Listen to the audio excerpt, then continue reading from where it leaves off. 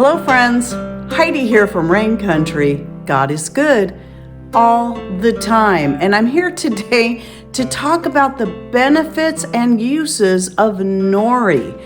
And if you're interested in more videos like this, I'll be linking to the full playlist down below, which has, I think, somewhere around 100 videos in there now. And it's a playlist I've been building since 2016. Where I break down the benefits of different types of herbs and foods, nuts, seeds, and more. And also how, if some of this stuff is new to you, you can incorporate it into your regular diet.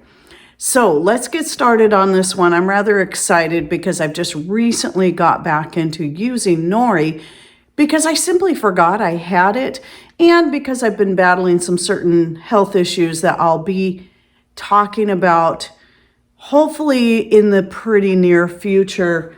This was one of the things I decided would be a good idea to start incorporating again. And I actually have a bunch of it that this is what it looks like typically when you buy it. It's usually purchased in sheets.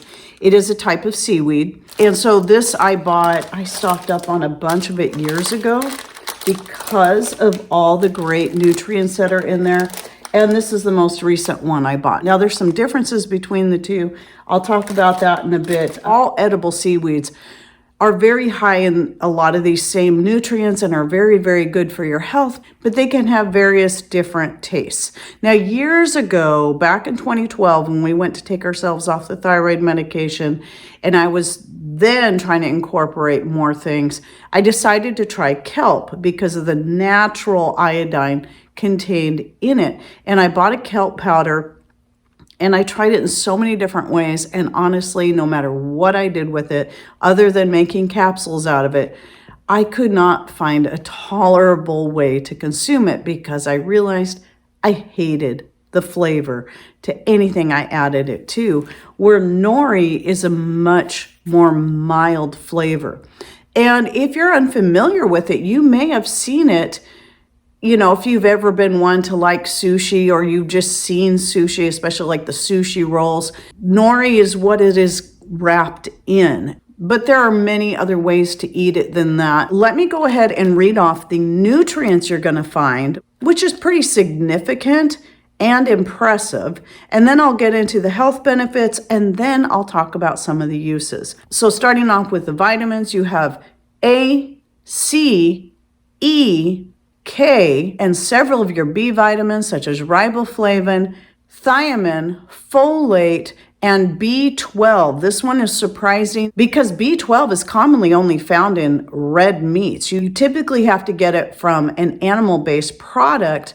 And so I was surprised that it is one of those you can find in Nori, which is a plant-based product. So those vegans and vegetarians that are needing to get more B12 in a more natural form rather than possibly buying it in a synthetic form, Nori is a good way to start getting that into your diet. Now onto the minerals: iodine, calcium, potassium, manganese, magnesium, copper, selenium, iron, zinc, phosphorus, and also the amino acid L-tyrosine, which is also very good for thyroid health. So if you're one that's looking for ways to maybe cut back or wean off of your thyroid medication, Nori is a good thing to incorporate into your diet. Even if you don't like the taste of Nori because it's mild, there are ways you can easily incorporate it without even noticing it's there, besides encapsulating it if that's what you'd like to do. But I'll get into more of that later. So let me talk about the benefits. So of course, we already mentioned thyroid function, very, very excellent for helping to promote healthy thyroid, though I believe it will bring proper balance from either side, hyper or hypo. I think especially if you're looking at hypo or slow thyroid function, this is going to be an excellent choice. And because of its low calorie but high nutrient content, it can help promote weight loss. And I say that because the more nutrient dense your foods are, the less likely you are going to be to overeat. Because when your body is feeling saturated with the proper nutrients, it's less likely going to crave more. This is why you see a whole lot, people who eat a lot of junk food that is very high calorie but low nutrients, they constantly crave more, causing them to put on weight. And also it's very high in antioxidants and of, your flavonoids and your alkaloids and then, a lot of your different nutrients that I listed are also antioxidants. It's going to be one of those things that's going to help prevent and fight cancer. It is good for overall gut health and digestion, excellent for your cardiovascular health and preventing heart disease.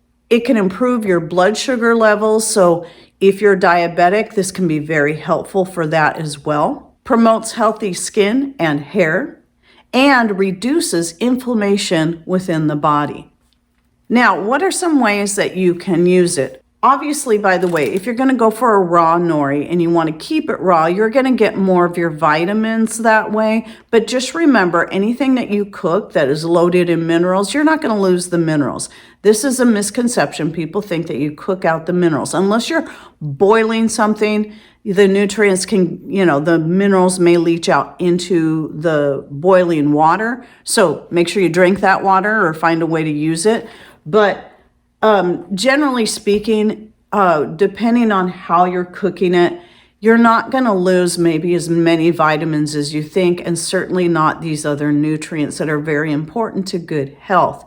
So that's why, the two different ones. Now, the roasted, I actually prefer the flavor of, and it's more crispy, making it easier to powder and add to my greens blend. Like you can see here, you can actually see the color difference. My greens blend is a little more simple right now because I'm trying to focus on those things that are especially dense in nutrients. So I've got dandelion leaves, nettle, and now the nori added to that.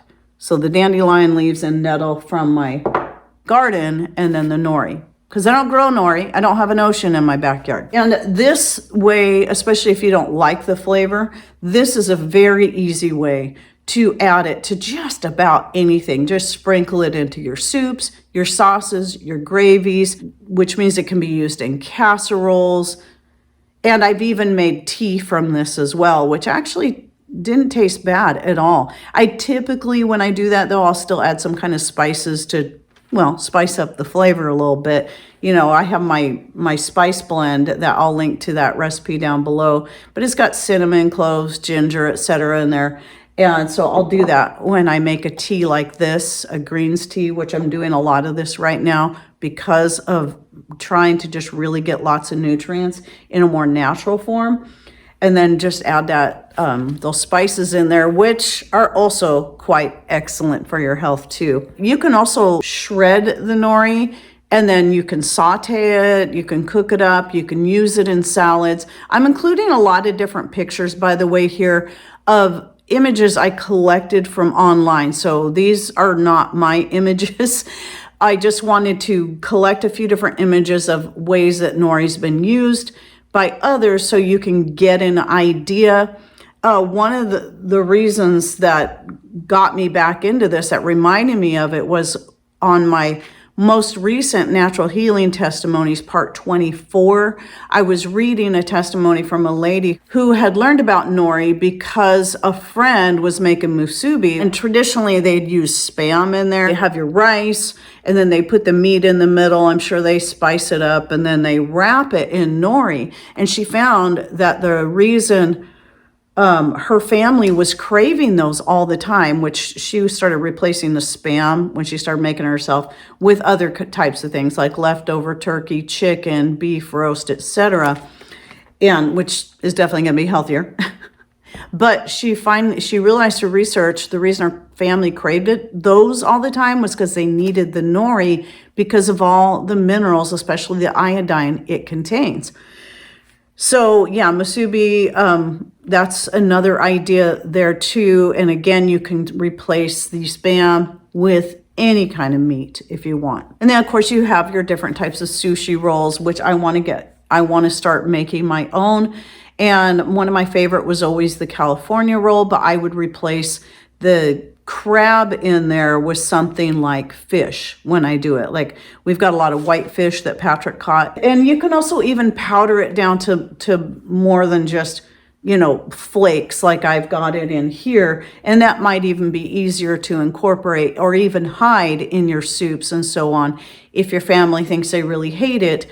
But they most likely, especially if you like your dishes to have a lot of flavor, that's going to easily cover up the flavor of the nori because it's so mild, where with the kelp, I couldn't cover it up no matter what I did. And again, I hated it, and Patrick didn't care for it much either.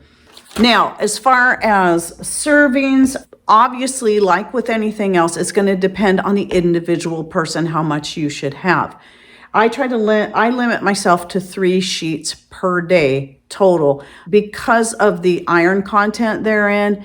And I know I also have to be careful about getting too much iodine. Oh yeah, I forgot to mention the selenium. The selenium in there is also very, very good for your thyroid health. So another one of those nutrients that's going to be beneficial for that.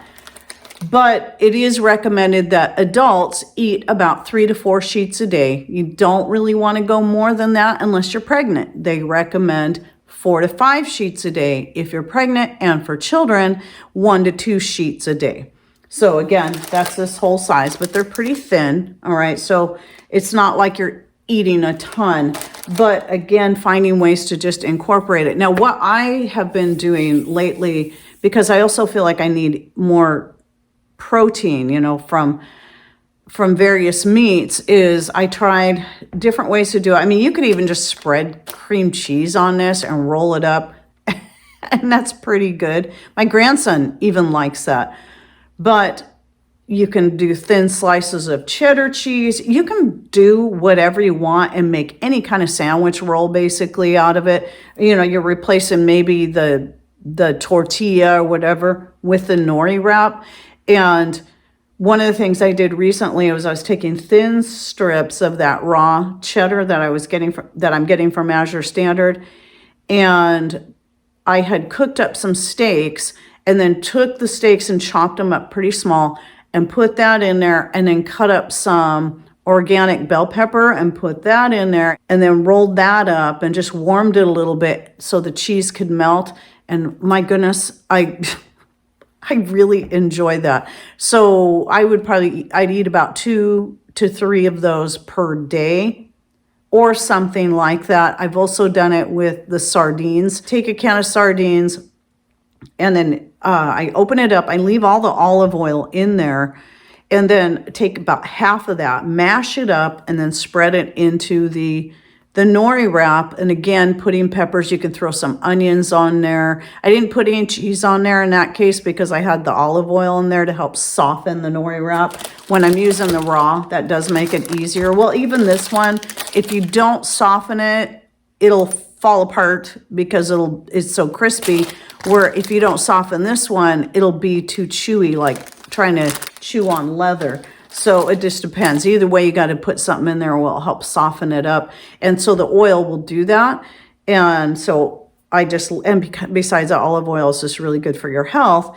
And I didn't warm that at all. I just rolled it up with the peppers and everything in there. And that is a pretty tasty way to eat it too. Plus I'm getting the sardines. So really, whatever sounds good to you, whatever your favorite thing is, your favorite kind of meat or cheese or vegetables you want to add in there to make a nice sandwich wrap. I mean, I just didn't even add the rice, but you can still do that. You can spread your rice in there. You just have to make sure there's a shiny side to your nori. The shiny side should be on the outside if you're going to put rice on there, because the rice is going to adhere better to that non-shiny side. And then whatever you want in there. You can get quite creative with it. Now, coming back to the amount you consume, just listen to your body like with anything else. The recommended dosages are just recommended, but that doesn't mean it's going to be right for you. You could possibly need more, or you should probably take less because you can overdo it on iron, iodine, selenium, and more. So just pay attention to how much you're consuming and how it makes you feel. If you feel good, if it's making you feel good, because I can say this and some of the other things I'm incorporating in my diet lately have been definitely having a positive effect on my health and what I've been battling. And again, be watching because I'll be covering a more in-depth video on this down the road. So anyway, don't forget to check out the playlist I'll be putting in the description box down below. And also, if you have any thoughts, ideas you'd like to share, do you eat nori? What's your favorite way to eat it? Is there another type of seaweed that you prefer?